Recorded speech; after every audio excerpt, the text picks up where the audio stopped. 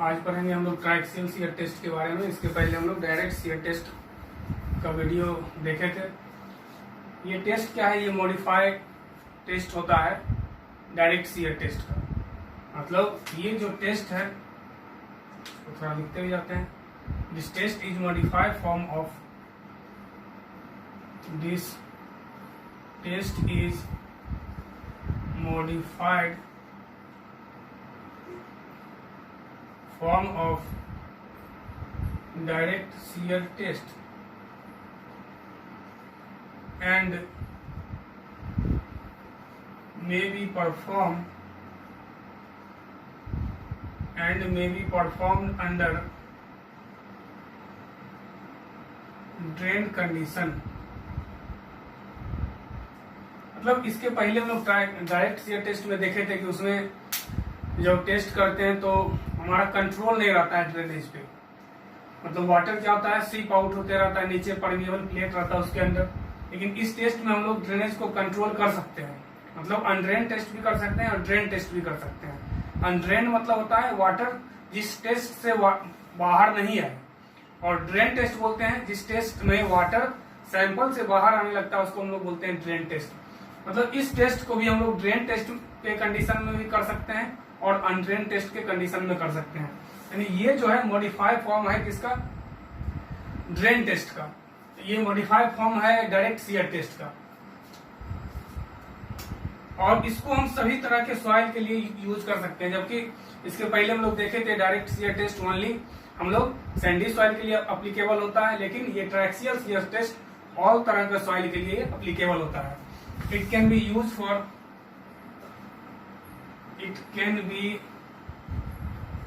for most of the soil। मतलब सभी तरह के सॉइल के लिए इस टेस्ट को हम लोग कर सकते हैं। इसमें सबसे पहले हम लोग क्या करते हैं, एक सैंपल प्रिपेयर करते हैं। और सैंपल एक सिलिंड्रिकल सैंपल होता है, और इसका जो हाइट होता है, मतलब इसका जो ये लेंथ है सिलेंडर का, और ये डायमीटर है मान लेते हैं। तो इसमें जो लेंथ हम लोग रखते हैं इसके डायमीटर का 2 टाइम्स रखते हैं। मतलब इसमें हम लोग क्या करते हैं, एक सिलेंडर प्रिपेयर करते हैं, और जिसमें लेंथ ऑफ सिलेंडर क्या होता है, twice the diameter of the sample.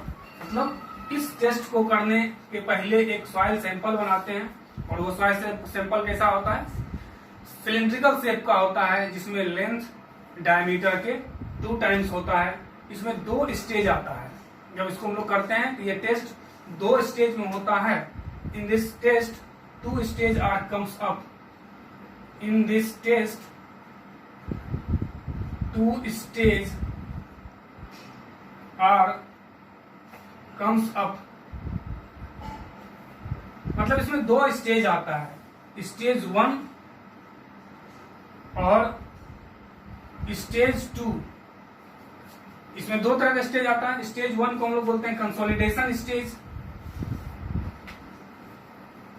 Consolidation stage. और सेकेंड वाले को हम लोग बोलते हैं शियर स्टेज। इस दोनों के बारे में पहले समझते हैं। कंसोलिडेशन स्टेज क्या होता है, कंसोलिडेशन आगे पढ़ना है कॉम्पैक्शन चैप्टर में थोड़ा सा। तो पहले कंसोलिडेशन के बारे में हम लोग समझते हैं, उसके बाद इसके बारे में आगे सीखेंगे। जैसे कोई सॉइल सैंपल है, इसको हम लोग कंप्रेस करते हैं, दबाते हैं।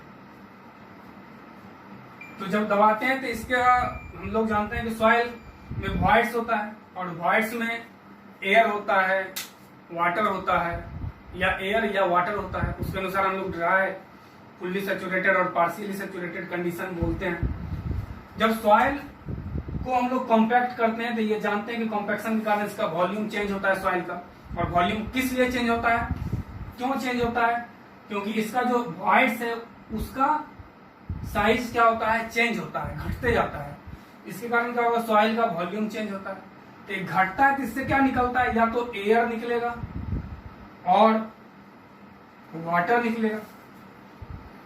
अगर एयर निकल रहा है ड्यूरिंग कॉम्पैक्शन, ड्यूरिंग कंप्रेशन, मतलब जब इसको हम लोग दबा रहे हैं और वहां से एयर निकल रहा है, तो इस प्रोसेस को हम लोग बोलते हैं कॉम्पैक्शन। लेकिन वही वॉइड्स अगर फुल्ली सैचुरेटेड है, व्हाइट्स फुल्ली सैचुरेटेड है, इसको हम लोग दबाएंगे, यहाँ से क्या निकलेगा, वाटर निकलेगा, क्योंकि व्हाइट्स में वाटर है। तो इस प्रोसेस को हम लोग बोलते हैं कंसोलिडेशन। मतलब सॉइल को अगर हम लोग कंप्रेस करते हैं, कंप्रेशन के दौरान अगर सॉइल फुल्ली सैचुरेटेड है और फुल्ली सैचुरेटेड होने के कारण व्हाइट से वाटर लीक आउट होता है, निकलता है, उसी को हम लोग बोलते हैं कंसोलिडेशन। इसके बारे में आगे डिटेल्स पढ़ेंगे, बस अभी इतना ही समझना है। तो ट्राइक्सियल शियर टेस्ट में 2 स्टेज आता है। सबसे पहले इसमें क्या किया, एक सैंपल बनाए, और सैंपल क्या बनाए, तो सैंपल एक सिलिंड्रिकल सैंपल बनाए, और सिलिंड्रिकल सैंपल का जो डेप्थ होता है, वो तो लेंथ होता है, वो उसके डायमीटर का 2 टाइम्स होता है। इसमें 2 स्टेज आता है। इसको सबसे पहले सैंपल को हम लोग एक रबर मेम्ब्रेन में फिट करते हैं, और उसको क्या करते हैं, इंस्ट्रूमेंट पे ले जाते हैं सैंपल को। जब ये टेस्ट करते हैं तो टेस्ट करने के दौरान 2 स्टेज आता है, कंसोलिडेशन स्टेज आता है और शियर स्टेज आता है। तो कंसोलिडेशन स्टेज अभी समझे, कंसोलिडेशन मतलब क्या होता है, तो इसके बारे में सबसे पहले पढ़ते हैं हम लोग कंसोलिडेशन स्टेज के बारे में। Consolidation stage, in consolidation stage उसमें क्या करते हैं, एक रबर मेम्ब्रेन में सैंपल को फिट करते हैं, उसी को हम लिखते हैं in consolidation stage a rubber coated specimen is kept between permeable plate and all around confining pressure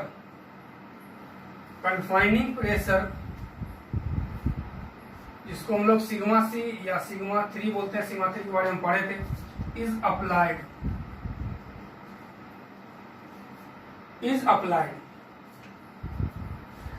तो सबसे पहले यही मान लेते सैंपल है, और इस सैंपल का लेंथ मेरा L है और इसका डायमीटर मेरा D है, और लेंथ क्या होगा, L इक्वल टू 2D होगा। हम लोग अभी देखे थे कि सैंपल जो प्रिपेयर करते हैं वो इसके डायमीटर का 2 टाइम्स होता है। इसको क्या करते हैं, ऑल अराउंड कन्फाइनिंग प्रेशर लगाते हैं, जिसको हम लोग सेल्फ प्रेशर भी बोलते हैं। मतलब यहाँ चारों ओर वाटर के कारण इस पे प्रेशर लगता है, और वो माइनर प्रिंसिपल स्ट्रेस के बराबर होता है। इसी को हम लोग कन्फाइनिंग प्रेशर भी बोलते हैं या मेजर प्रिंसिपल स्ट्रेस भी बोलते हैं। मतलब इस सैंपल पे चारों ओर हम क्या किए, कन्फाइनिंग प्रेशर लगाना शुरू किए, तो सैंपल क्या होगा, कंप्रेस होगा, दबेगा। तो कंप्रेस होगा तो वहां से वाटर क्या होगा, बाहर आना शुरू होगा। इसको पहले मिटाते हैं।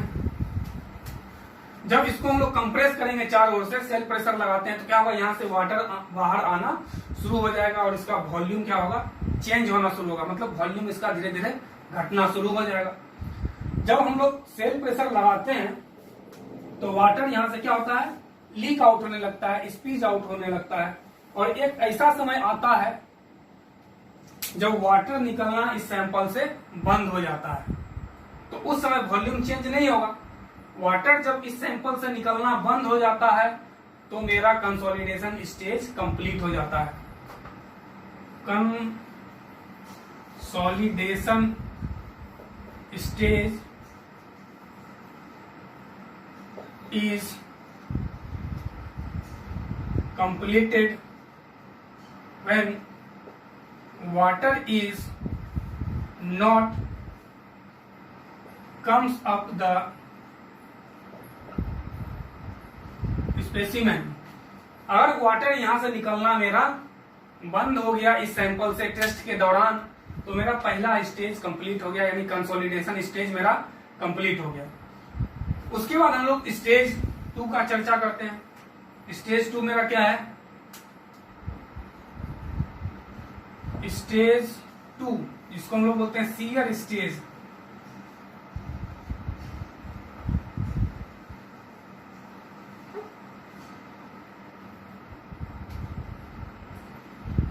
स्टेज 2 को शियर स्टेज बोलते हैं। इस स्टेज में हम लोग क्या करते हैं, एक एक्स्ट्रा प्रेशर लगाते हैं। एक एक्स्ट्रा प्रेशर लगाते हैं जिसको हम लोग डेविएट्रिक स्ट्रेस बोलते हैं, और इसको हम लोग डिनोट करते हैं सिग्मा डी से। डेविएट्रिक स्ट्रेस क्या करते हैं हम लोग, सिग्मा डी से इसको डिनोट करते हैं। और जब ऊपर से एक एक्स्ट्रा एक्सियल स्ट्रेस लगाते हैं तो टोटल स्ट्रेस जो है यानी सिग्मा 1, पहले से सिग्मा 3 लग रहा था ऊपर से, और फिर हम लोग क्या अप्लाई किए, सिग्मा डी, यानी सिग्मा मेजर प्रिंसिपल स्ट्रेस बराबर sigma cell pressure plus deviatoric stress हो गया। जब ऊपर से एक्स्ट्रा लोड लगाते हैं तो सॉइल जहां जिस प्लेन में वीक होगा उस प्लेन से ये क्या हो जाता है, ब्रेक हो जाता है, टूट जाता है।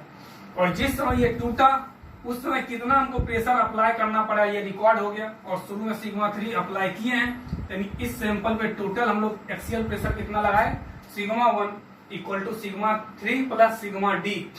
यानी सेकेंड स्टेज में क्या करते हैं हम लोग कि एक्स्ट्रा प्रेशर जिसको हम लोग डेविएट्रिक स्ट्रेस बोलते हैं, ये पूछा जाता है एग्जाम में कि डेविएट्रिक स्ट्रेस हम लोग कब लगाते हैं, तो ये सेकेंड स्टेज में लगाते हैं जब मेरा शियर स्टेज स्टार्ट होता है तब, जिसके कारण क्या होता है, सॉइल सैंपल एक किसी भी जो वीकेस्ट प्लेन होगा वहां से फेल कर जाएगा।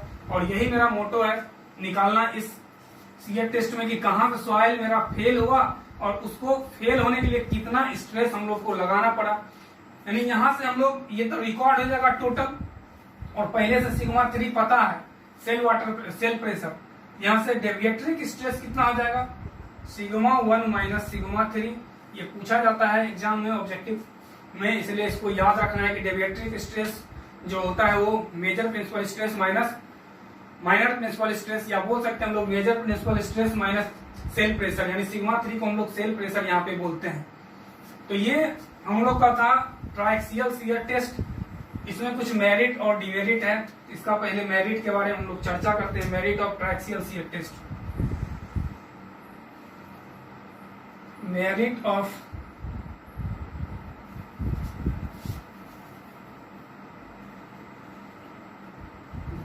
ऑफ ट्राइक्सियल शियर टेस्ट, इसका क्या क्या मेरिट है, क्या क्या इसका फायदा है, क्या क्या इसका एडवांटेज है। तो सबसे पहला क्या है कि इसमें जो सॉइल सैंपल फेल होता है वो एक्चुअली वीकेस्ट प्लेन में फेल होता है, मतलब जहां से सॉइल कमजोर होगा जिस प्लेन से उसी प्लेन में ये फेल होगा। जबकि डायरेक्ट शियर टेस्ट में हम लोग देखे थे कि ऊपर वाला लेयर नीचे वाले लेयर पे स्लाइड करता है, जब हम लोग नीचे से शियर फोर्स लगाते हैं तो हमेशा सॉइल इसी लेयर पे फेल होगा, क्योंकि ये मेरा वीकेस्ट प्लेन नहीं है। और जबकि ट्राइक्सियल शियर में जो ओरिजिनल मेरा वीक प्लेन है सॉइल वहीं से फेल करता है, इसलिए इसका ये मेरिट है कि इस टेस्ट से हम लोग सॉइल अगर कोई सैंपल है तो उसका सबसे कमजोर प्लेन कौन सा होगा, वीक प्लेन कौन सा होगा, हम लोग ट्राइक्सियल शियर टेस्ट की मदद से निकाल सकते हैं। दूसरा हम लोग देखे थे कि इस टेस्ट में वाटर स्पीच आउट होते रहता है, मतलब बाहर निकलते रहता है, ड्रेन होते रहता है, मतलब इसमें वाटर को हम लोग रोक नहीं पाते हैं। लेकिन इस टेस्ट में हम लोग इसको ड्रेन कंडीशन में भी कर सकते हैं, मतलब वाटर निकलते रहेगा फिर भी कर सकते हैं, और अनड्रेन कंडीशन में भी कर सकते हैं, मतलब वाटर जब यहीं निकले उस कंडीशन में भी इस टेस्ट को कर सकते हैं। इसका ये 2 मेरिट है। तीसरा है कि हम देखे थे कि डायरेक्ट शियर टेस्ट में पोर वाटर प्रेशर, मतलब जो वॉइड्स में वाटर है और जब हम लोग एक्सटर्नल प्रेशर इस पे अप्लाई करते हैं तो वॉइड्स में जो वाटर होता है वो all around surface of voids पे क्या करता है, प्रेशर लगाता है। ये कितना प्रेशर लगा रहा है इसको हम लोग डायरेक्ट शियर टेस्ट में मेजर नहीं कर पाते हैं, ये हम लोग देखे थे पिछले क्लास में, पिछले लेक्चर में। जबकि ट्राइक्सियल शियर टेस्ट में पोर वाटर प्रेशर को मेजर करने के लिए भी इंस्ट्रूमेंट लगा हुआ रहता है, हम लोग पोर वाटर प्रेशर को मेजर कर सकते हैं। और चौथा इसका एडवांटेज क्या है कि सभी तरह के सॉइल के लिए ट्राइक्सियल शियर टेस्ट हम लोग अप्लाई कर सकते हैं, लेकिन डायरेक्ट शियर टेस्ट को ओनली हम लोग सैंडी सॉइल के लिए अप्लाई कर सकते हैं। ये इसका मेरिट था और ये मेरा ट्राइक्सियल शियर टेस्ट था। अगले क्लास में अगला टॉपिक पढ़ेंगे।